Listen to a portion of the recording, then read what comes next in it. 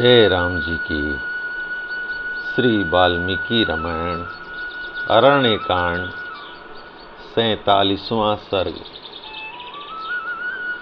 सीता का रावण को अपना और पति का परिचय देकर वन में आने का कारण बताना।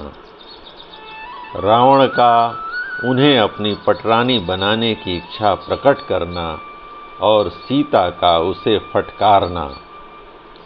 जय राम जी की। सीता को हरने की इच्छा से परिव्राजक का रूप धारण करके आए हुए रावण ने उस समय जब विदेह राजकुमारी से इस प्रकार पूछा, तब उन्होंने स्वयं ही अपना परिचय दिया। वे 2 घड़ी तक इस विचार में पड़ी रहीं कि ये ब्राह्मण और अतिथि है, यदि इनकी बात का उत्तर न दिया जाए तो मुझे शाप दे देंगे। यह सोचकर सीता ने इस प्रकार कहना आरंभ किया। ब्रह्मन आपका भला हो।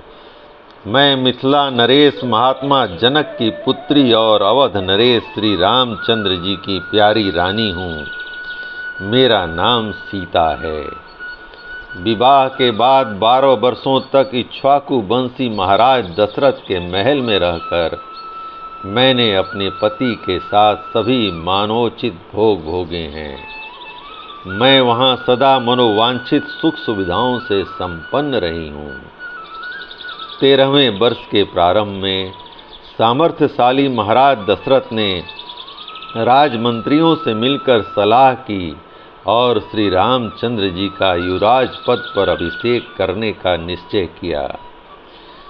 जब श्री रघुनाथ जी के राज्याभिषेक की सामग्री जुटाई जाने लगी, उसी समय मेरी सास कैकई ने अपने पति से वर मांगा। कैकई ने मेरे ससुर को पुण्य की शपथ दिलाकर वचनबद्ध कर लिया।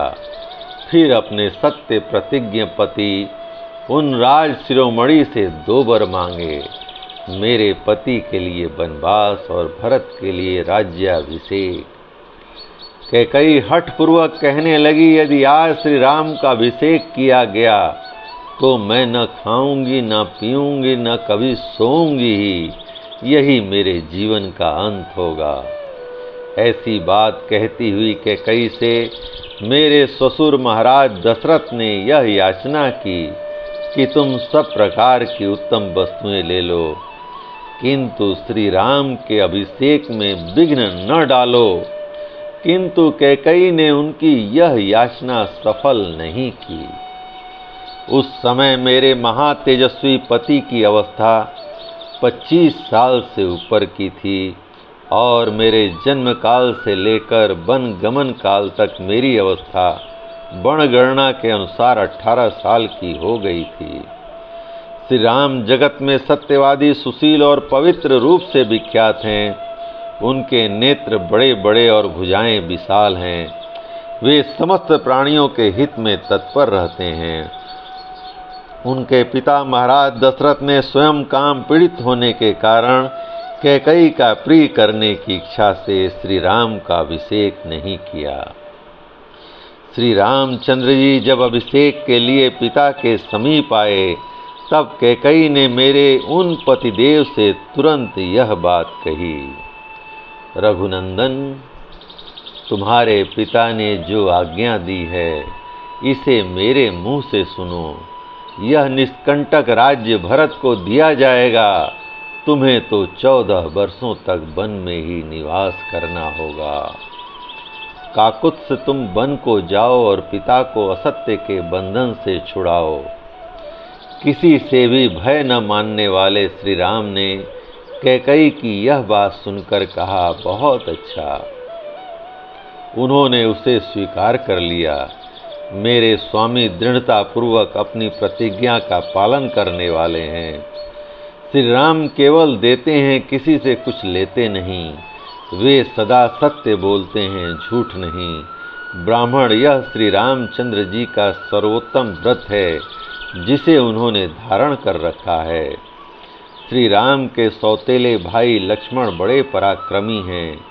समर भूमि में शत्रुओं का संहार करने वाले पुरुष सिंह लक्ष्मण श्री राम के सहायक हैं, बंधु हैं, ब्रह्मचारी और उत्तम व्रत का दृढ़ता पूर्वक पालन करने वाले हैं। श्री रघुनाथ जी मेरे साथ जब वन में आने लगे तब लक्ष्मण भी हाथ में धनुष लेकर उनके पीछे हो लिए। इस प्रकार मेरे और अपने छोटे भाई के साथ श्री राम इस दंड कारण्य में आए हैं। वे दृढ़ प्रतिज्ञ तथा नित्य निरंतर धर्म में तत्पर रहने वाले हैं और सिर पर जटा धारण किए तपस्वी के वेश में यहाँ रहते हैं। द्विज श्रेष्ठ, इस प्रकार हम तीनों कैकेयी के कारण राज्य से वंचित हो इस गंभीर वन में अपने ही बल के भरोसे विचरते हैं। आप यहाँ ठहर सकें तो 2 घड़ी विश्राम करें। अभी मेरे स्वामी प्रचुर मात्रा में जंगली फल मूल लेकर आते होंगे। रूरू, गोह और जंगली सुअर आदि हिंसक पशुओं का वध करके तपस्वी जनों के उपभोग में आने योग्य बहुत सा फल मूल लेकर वे अभी आएंगे। उस समय आपका विशेष सत्कार होगा। ब्राह्मण, अब आप भी अपने नाम गोत्र कुल का ठीक ठीक परिचय दीजिए। आप अकेले इस दंड कारण्य में किसके लिए विचरते हैं? श्री राम पत्नी सीता के इस प्रकार पूछने पर महाबली राक्षस राज रावण ने अत्यंत कठोर शब्दों में उत्तर दिया, सीते, जिसके नाम से देवता, असुर और मनुष्यों सहित तीनों लोग थर्रा उठते हैं, मैं वही राक्षसों का राजा रावण हूँ। अनिद्य सुंदरी तुम्हारे अंगों की कांति स्वर्ण के समान है, जिन पर रेशमी साड़ी शोभा पा रही है। तुम्हें देखकर अब मेरा मन अपनी स्त्रियों की ओर नहीं जाता है। मैं इधर उधर से बहुत सी सुंदर स्त्रियों को हर लाया हूँ। उन सब में तुम मेरी पटरानी बनो, तुम्हारा भला हो। मेरी राजधानी का नाम लंका है। वह महापुरी समुद्र के बीच में एक पर्वत के शिखर पर बसी हुई है। समुद्र ने उसे चारों ओर से घेर रखा है। सीते, वहाँ रहकर तुम मेरे साथ नाना प्रकार के वनों में विचरण करोगी। भामिनी, फिर तुम्हारे मन में इस वनवास की इच्छा कभी नहीं होगी। सीते, यदि तुम मेरी भार्या हो जाओगी तो सब प्रकार के आभूषणों से विभूषित 5000 दासियां सदा तुम्हारी सेवा किया करेंगी। रावण के ऐसा कहने पर निर्दोष अंगों वाली जनक नंदिनी सीता कुपित हो उठी और राक्षस का तिरस्कार करके उसे यूं उत्तर देने लगीं, मेरे पति देव भगवान श्री राम महान पर्वत के समान अविचल हैं, इंद्र के तुल्य पराक्रमी हैं और महासागर के समान प्रशांत हैं। उन्हें कोई क्षुब्ध नहीं कर सकता। मैं तन मन प्राण से उन्हीं का अनुसरण करने वाली तथा उन्हीं की अनुरागिणी हूँ। श्री रामचंद्र जी समस्त शुभ लक्षणों से संपन्न, बट वृक्ष की भांति सबको अपनी छाया में आश्रय देने वाले सत्य प्रतिज्ञ और महान सौभाग्यशाली हैं। मैं उन्हीं की अनन्य अनुरागिणी हूँ। उनकी भुजाएं बड़ी बड़ी और छाती चौड़ी है। वे सिंह के समान पांव बढ़ाते हुए बड़े गर्व के साथ चलते हैं और सिंह के ही समान पराक्रमी हैं।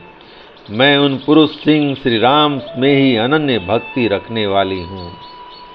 राजकुमार श्री राम का मुख पूर्ण चंद्रमा के समान मनोहर है। वे जितेंद्रिय हैं और उनका यश महान है। उन महाबाहु श्री राम में ही दृढ़ता पूर्वक मेरा मन लगा हुआ है। पापी निशाचर, तू सियार है और मैं सिंघनी हूँ। मैं तेरे लिए सर्वथा दुर्लभ हूँ।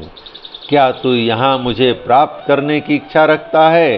अरे, जैसे सूर्य की प्रभा पर कोई हाथ नहीं लगा सकता, उसी प्रकार तू मुझे छू भी नहीं सकता।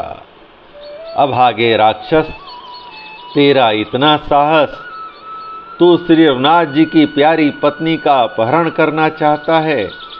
निश्चय ही तुझे बहुत से सोने के वृक्ष दिखाई देने लगे हैं। अब तू मौत के निकट जा पहुंचा है। तू श्री राम की प्यारी पत्नी को हस्तगत करना चाहता है। जान पड़ता है अत्यंत वेगशाली मृग वैरी भूखे सिंह और विषधर सर्प के मुख से उनके दांत तोड़ लेना चाहता है। पर्वत श्रेष्ठ मंदराचल को हाथ से उठाकर ले जाने की इच्छा करता है।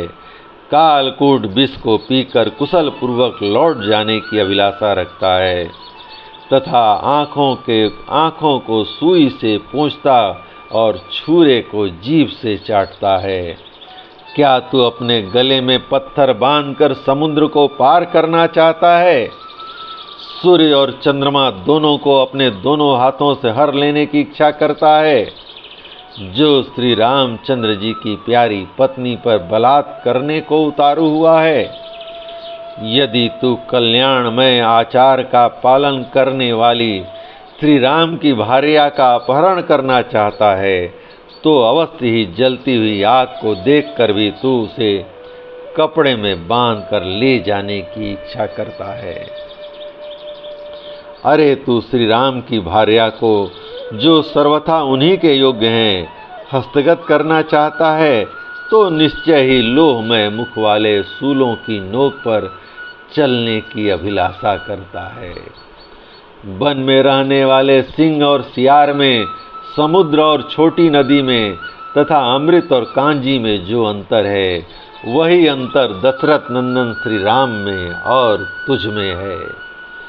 सोने और शीशे में, चंदन मिश्रित जल और कीचड़ में तथा वन में रहने वाले हाथी और बिलाव में जो अंतर है, वही अंतर दशरथ नंदन श्री राम और तुझ में है।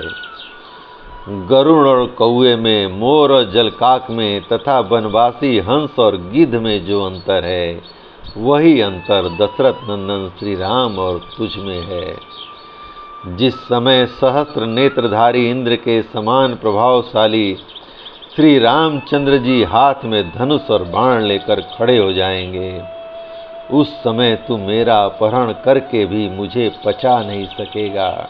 ठीक उसी तरह जैसे मक्खी घी पीकर उसे पचा नहीं पाती। सीता के मन में कोई दुर्भाव नहीं था, तो भी उस राक्षस से वह अत्यंत दुखजनक बात कहकर सीता रोष से कांपने लगी।